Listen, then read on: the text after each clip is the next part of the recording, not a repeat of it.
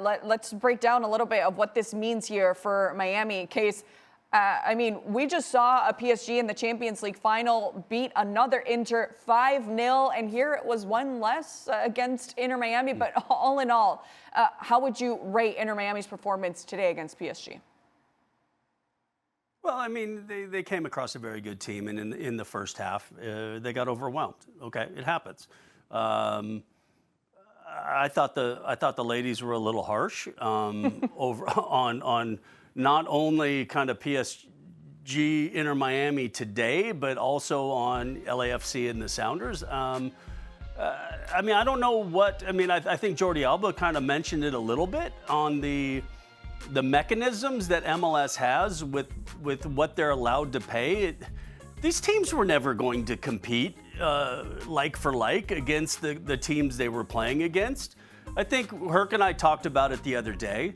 All we really wanted from the MLS teams is to be competitive, to see if they could play. They had no expectations of going through. The fact that Inter Miami did, I think, is a big bonus for MLS. But I was talking to a reporter from El País from Madrid, and when he was before the Sounders game against Atletico, and I said, you do understand that Jan Oblak makes more money than the whole Sounders team combined. And you have an expectation that it's a failure that the Sounders don't go through against PSG, Atletico Madrid, and Botafogo?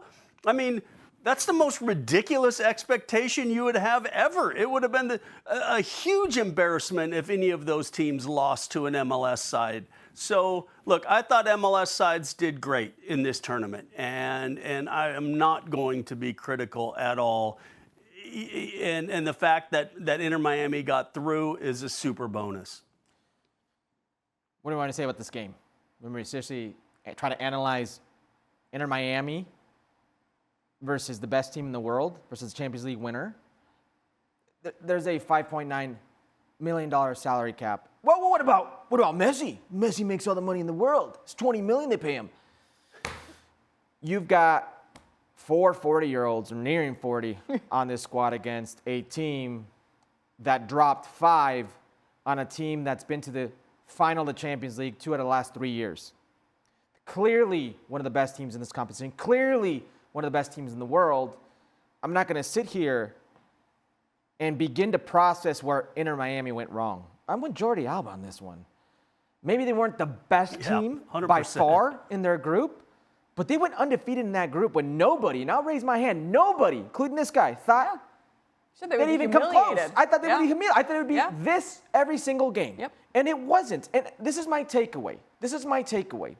Look at the frustration of Lionel Messi in this game. It's the same type of frustration that I've been witnessing, and that we've been talking about with Lionel Messi since the beginning of the season.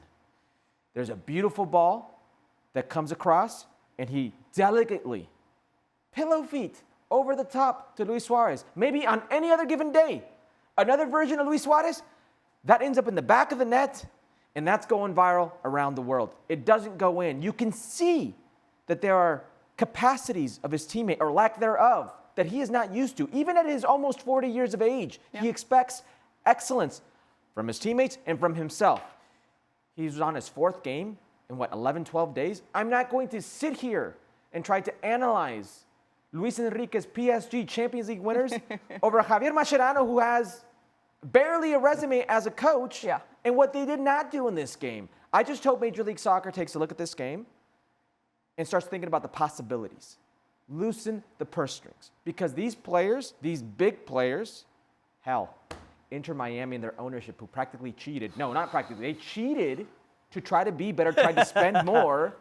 Listen to them. Major League Soccer is ready for more. Teams like Inter Miami are ready for more. Messi demands more. Herc, really? Come on. Are they ready for more? I mean, this MLS is sharing, with 30 teams, like $100 million in TV revenue. Right. I mean, that's like $3-4 million a team. You're right. I mean, how are you going to loosen the purse strings? Can we break that down, Case? Can we break that down so people know what we're talking about? It's $250 million a year It's 10 years, 2.5 billion, but over like 130 of that go to them producing their own games. Yeah. So what's left is what Kasey's telling you, and they got to split it between 30 teams. It's one of the worst deals. It's not proven to be fruitful. And you're absolutely right, Kasey. You got a generational player, a once-in-a-lifetime player that they need to cash in on.